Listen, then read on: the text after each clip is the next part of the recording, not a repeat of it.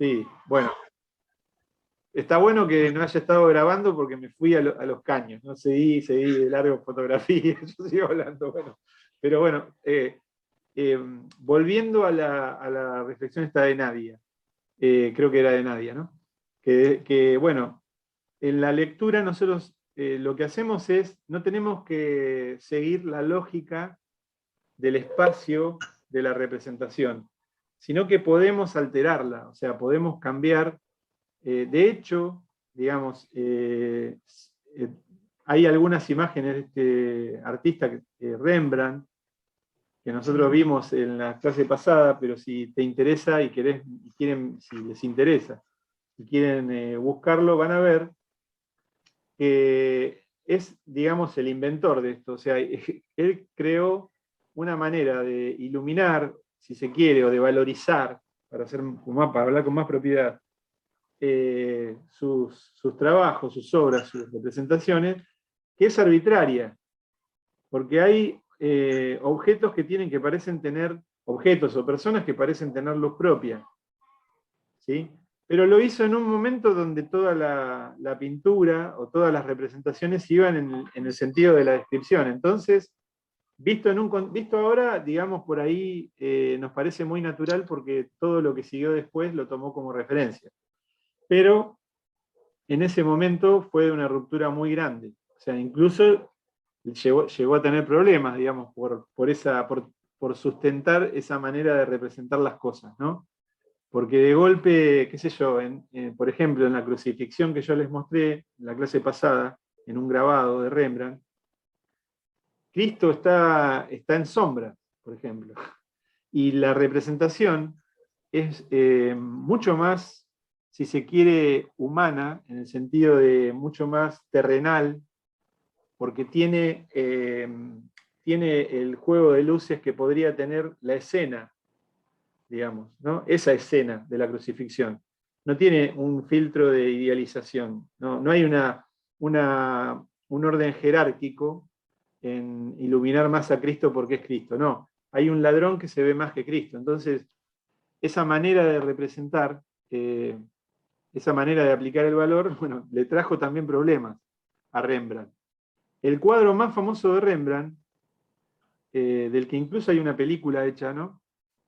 Que se llama La Ronda de Noche, que creo, no me acuerdo si lo mostré. Ese cuadro representa, no lo tengo a mano como para mostrárselos, pero búsquenlo porque es una de las catedrales de la pintura, ¿no? Es una de las obras. Nos puede gustar, nos puede no gustar, nos puede parecer un montón de cosas, pero es una de las obras que fueron como un punto de inflexión en la representación, ¿no? En la pintura, sobre todo. Pero bueno, esa obra es una obra a pedido, donde a Rembrandt le pidieron representar, por eso se llama La Ronda de Noche, es una ronda de ciudadanos que se armaban para recorrer las calles a la noche para evitar los delitos, digamos, ¿no? Entonces, esa ronda era una especie de grupo de bomberos voluntarios, ¿no? Era un grupo de voluntarios, si se quiere. Entonces, había una comisión ahí para crear esa pintura y se tenían que ver los rostros de todos los participantes de la ronda. Y se tenían que destacar también. Y lo que pasa en esa pintura de Rembrandt es que Rembrandt los representó tal como si estuvieran caminando en la calle, pero no acentuó, digamos, los rasgos de cada uno o no los mostró como ellos querían verse, y esa obra no se la compraron, digamos, ya tuvo problemas con esa obra, justamente, por eso, por no ser descriptivo, ¿no? Entonces, volviendo otra vez a la reflexión de Nadia, ¿no? O a la pregunta o a la inquietud de Nadia. Si se puede apartar uno en esto de la lectura, se puede apartar uno de la lógica de la representación, de la descripción, sí, hay que apartarse. O sea, es crear una cosa diferente. Es decir, ahí nosotros somos dueños de decir en esa imagen por dónde queremos que el espectador circule. por dónde queremos que vaya, a través de los contrastes, ¿no? También, pensando en lo que comentaba Patricia, ¿se puede hacer con otros recursos? Sí, se podría hacer con color, se podría hacer con distintas dimensiones del color, con texturas, con distintas cosas, pero en valor se hace a través de esos contrastes, a través de regular los contrastes.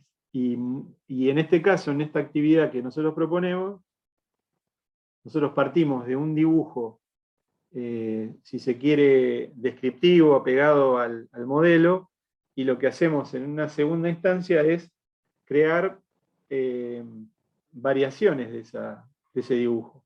¿Cómo? Variaciones en la lectura. ¿Cómo? Bueno, haciendo propuestas de lectura.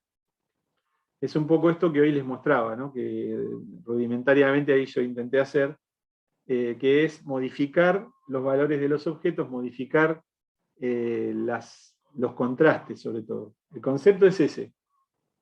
Si los contrastes atraen la mirada, entonces en el primer dibujo nosotros vemos cuáles son los contrastes que crean puntos de interés, y en las variaciones tratamos de desplazarlo, tratamos de cambiar esos puntos de interés.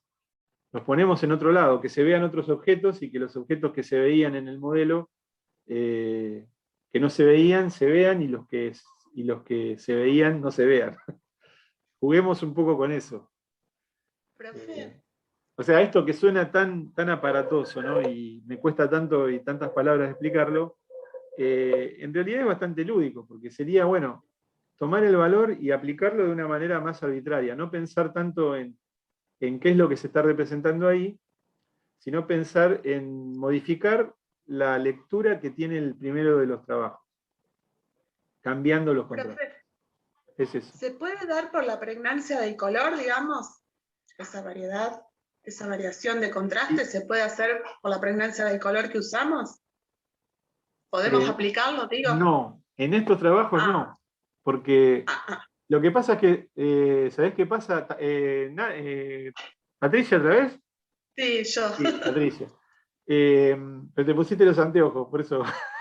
No, yo estaba con el anteojos, estaba, no veo claro, nada. porque te reconocí por la cámara, por el techo y eso. No. Bueno, no, digamos, volviendo a lo que decía, que tiene que ver, ¿no?, con esto.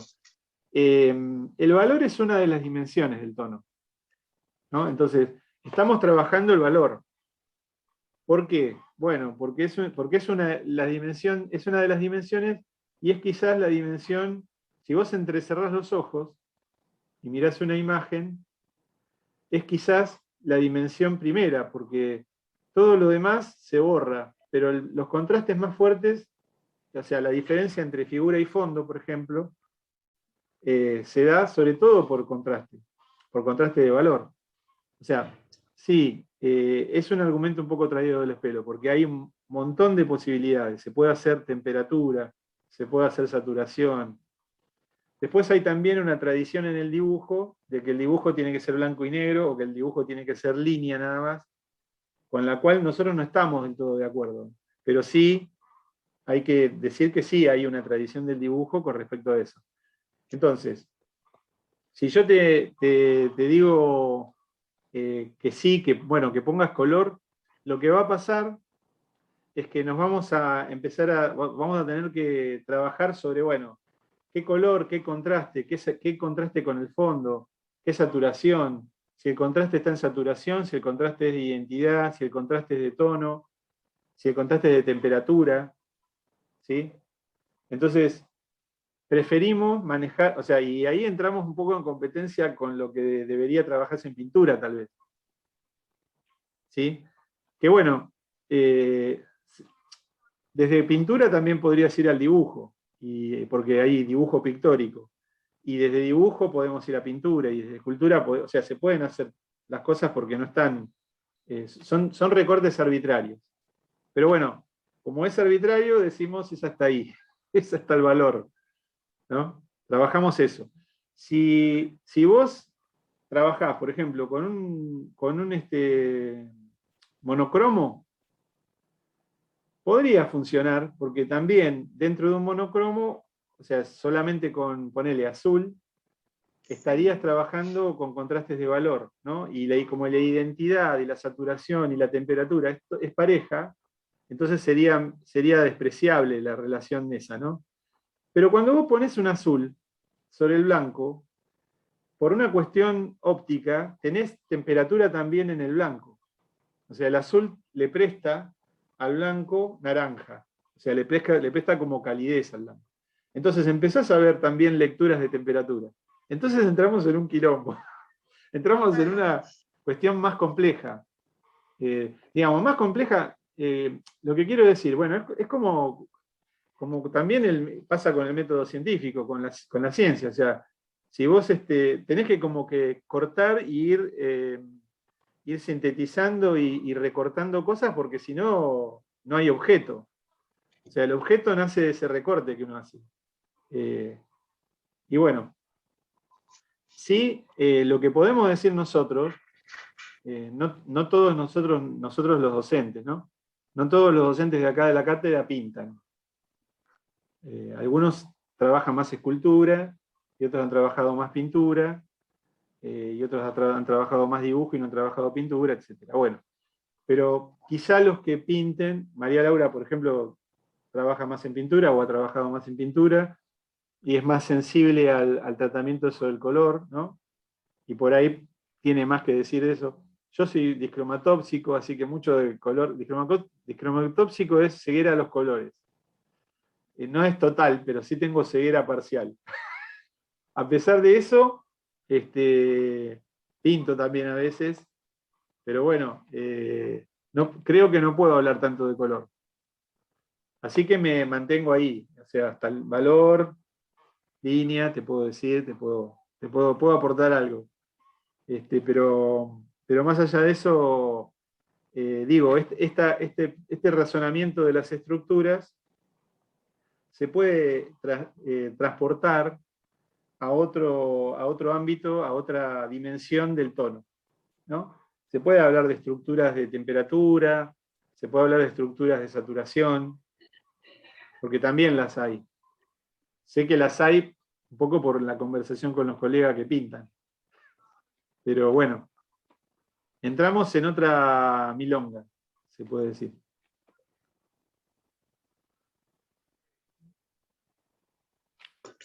No sé si. Donde los que igual pensamos que el dibujo está en todas partes, también incorporamos esa situación, ¿no?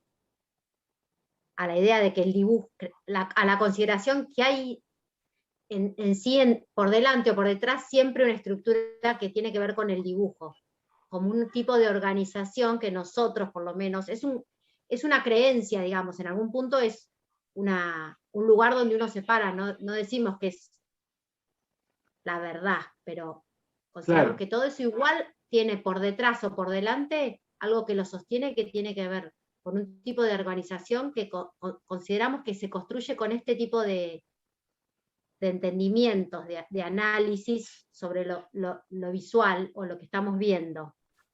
Nos siguen hasta ahí, digamos, porque en todas las dimensiones que hay de las diferentes estructuras, ya sea de color, y dentro del color varias otras cuestiones, dentro de la línea, lo que consideramos que sostiene a todo eso es un entendimiento sobre el dibujo en el cual uno está trabajando, o como lenguaje hay mucho dibujo.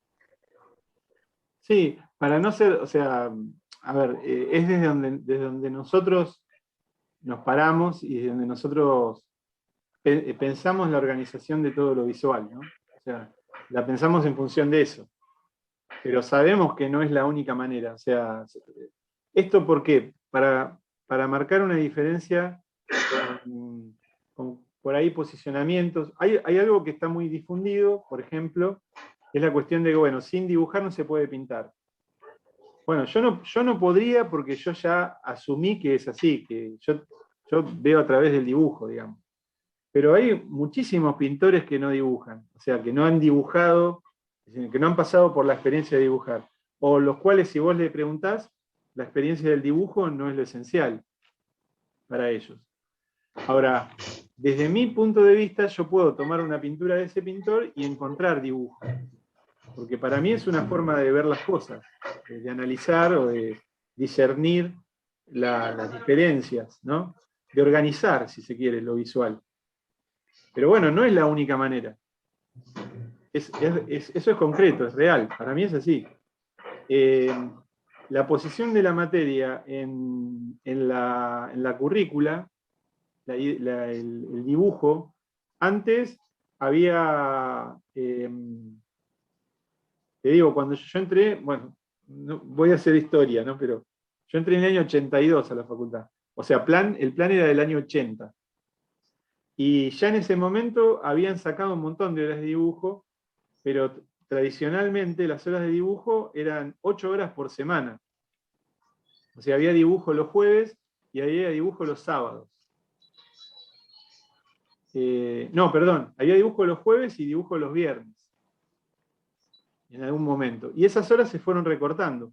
También se fueron recortando porque fueron apareciendo otras materias que abarcaron también cuestiones que tenían que ver con la visualidad, con nuevas cosas de la visualidad, como fue primero visión, después el lenguaje visual, y bueno, y fue ocupando ese espacio un poco de organizar lo visual también desde otros lados, ¿no?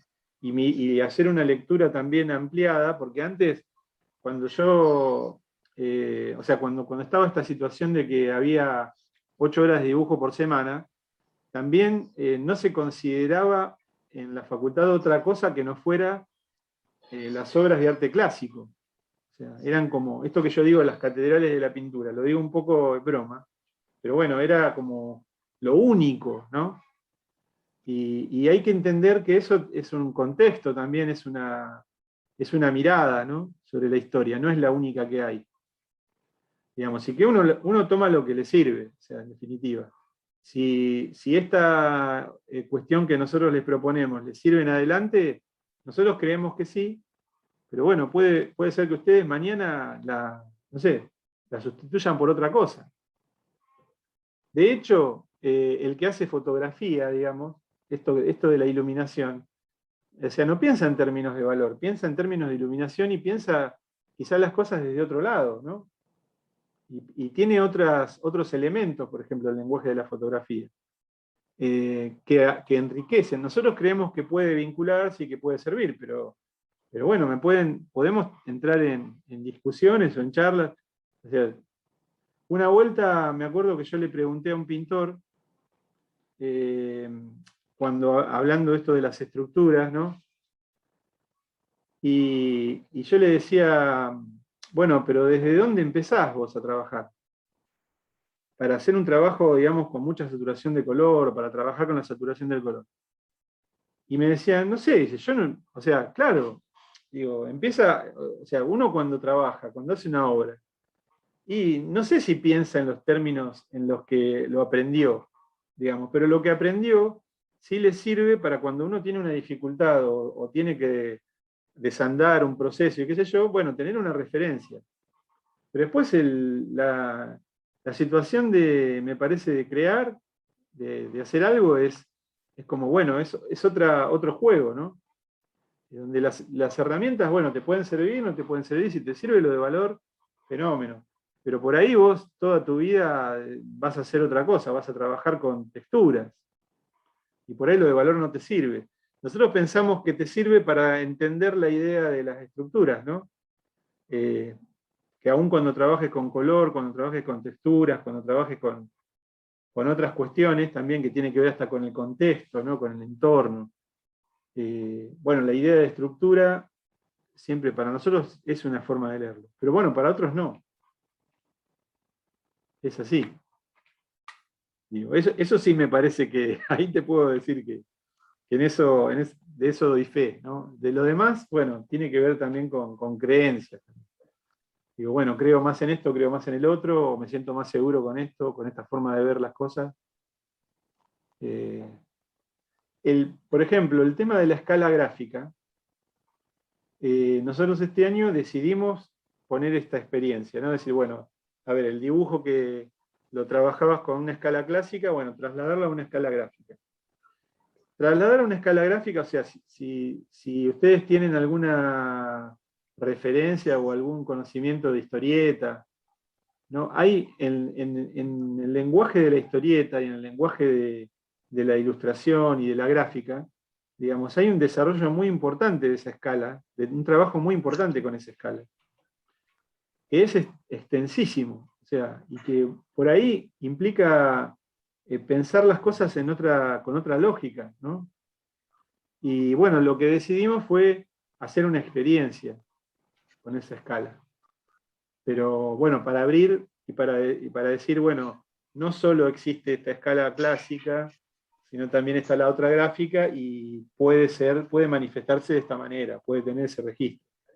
Pero bueno, hay variantes, o sea, yo para decirles algún nombre, acá tenemos en Argentina Alberto Breccia, que es un historietista muy importante, y en muchos que es un dibujante impresionante, en el registro por ahí, en un registro determinado, porque por ahí, qué sé yo, hay otros dibujantes que tienen otras estéticas, otras poéticas, pero bueno, el trabajo que hace con la escala gráfica es impresionante. O sea, si yo la verdad que lo revisité con todo esto de que hablamos del valor, y me preguntaba cómo hacemos para hablar de esto, porque hay síntesis, o sea, qué es lo que se muestra, qué es lo que no se muestra, ¿no? Esta cuestión de las escalas por lectura, trasladadas a la lógica de la escala gráfica, que son muy sutiles. O sea, ¿dónde va una línea? ¿Dónde va un plano de valor? ¿Y dónde se oculta una cosa o se muestra otra? O sea, es muy difícil eso de explicar. Ya pertenece más a otra esfera, ¿no? Es como decir, bueno, elijo hacer los trabajos por este lado, me interesa el clima ese duro de la escala gráfica y voy a trabajar con eso y voy a ver qué da. Voy a seguir con eso. Es una elección más de ustedes. Pero bueno, por lo menos nosotros indicarles que existe también eso. O que se puede mirar de ese lado, ¿no? Profe, Sí. hay una casa ahí sobre 8 que tienen, que se ve muchos cómics y cosas así, que no me acuerdo cómo se llama. Ajá. Creo En que está 8, entre 46, 47 o sí, 45, 46. Sí. La Revistería. comiquería. La comiquería. Sí. O comesquería o revistería, Sí. una de esas sí. Sí, algo así, sí.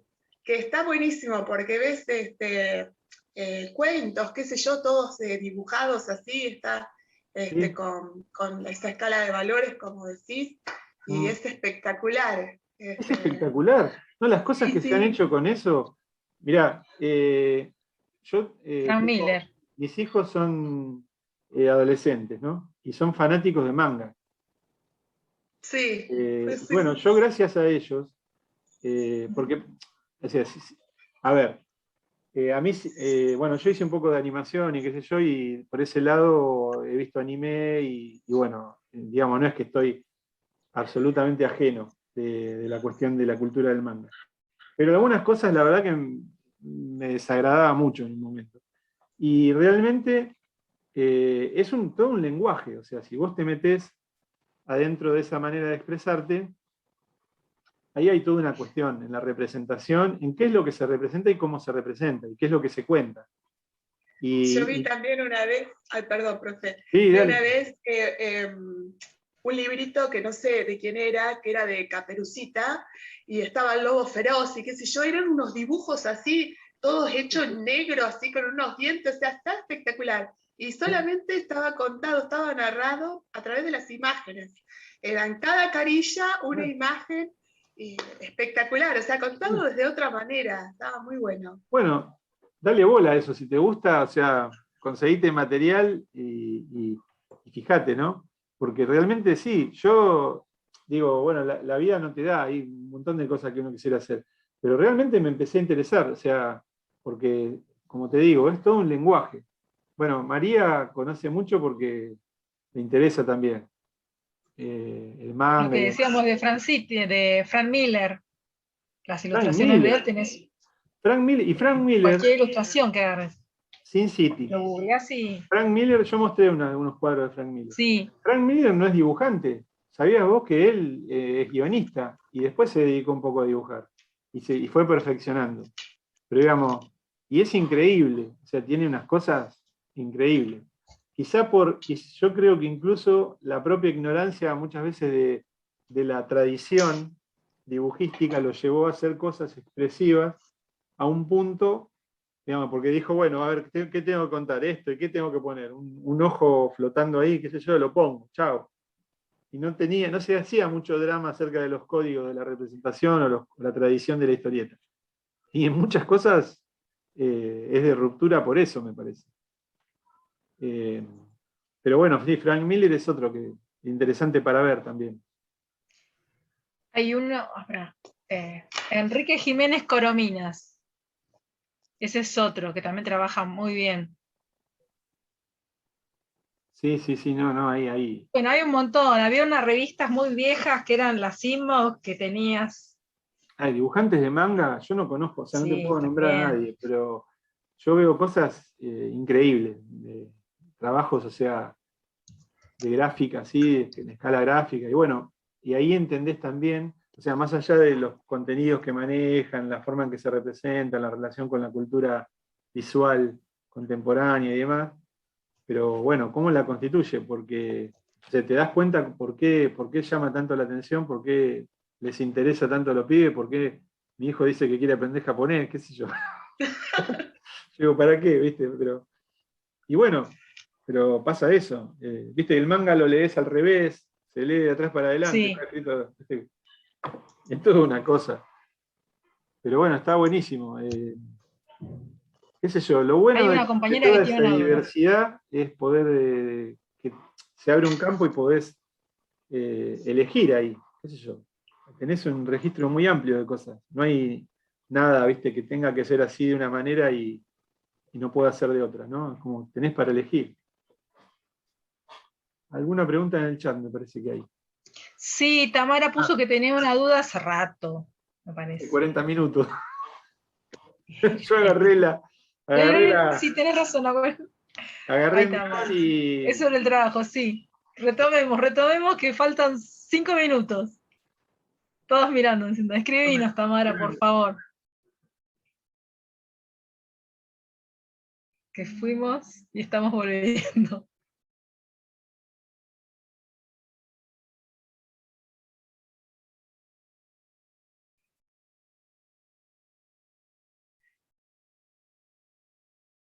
Conocemos las modificaciones en el trabajo este de cambiar la lectura. Sí, bueno, ahí en general lo que estamos queriendo hacer es que la lectura se vea por el valor. Tratar de que no se vea por el contraste de la línea, ¿sí?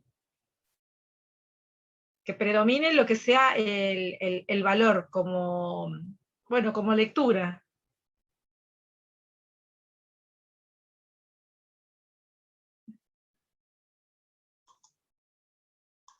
Sí. No sé si... A ver, para. En los trabajos, claro.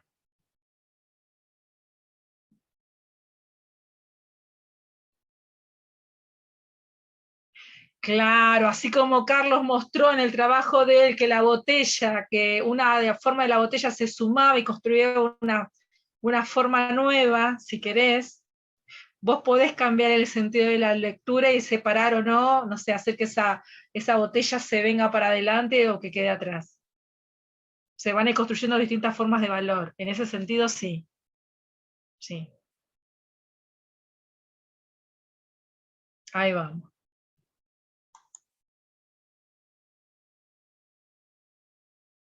Así que bueno. Igual está el teórico de Carlos de la semana pasada, donde hay varios ejemplos de imágenes de valor como lectura y de valor como contraste de la forma para que observen, para ir reforzando. Y también hay uno chiquito de cómo puedes pasar la cuadrícula. Por más que el trabajo esté incompleto porque está solamente en línea, ustedes si leen la guía con las actividades saben que tienen que hacer un registro, primero cuando lo pasan en línea y después cuando ya le completaron el valor, ¿sí?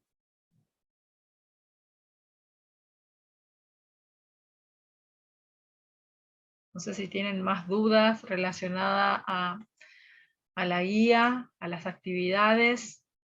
Faltan 3 minutos, por si se Por corta. eso. ¿Alguna duda más? Igual te digo, de la conexión del Zoom anterior a este, como que algunos han quedado en el trayecto. ¿Cómo pasa en las mejores familias? En las mejores familias suele pasar. Así que bueno. Si no hay ninguna duda, que escriban en el chat. Y se entendieron todo.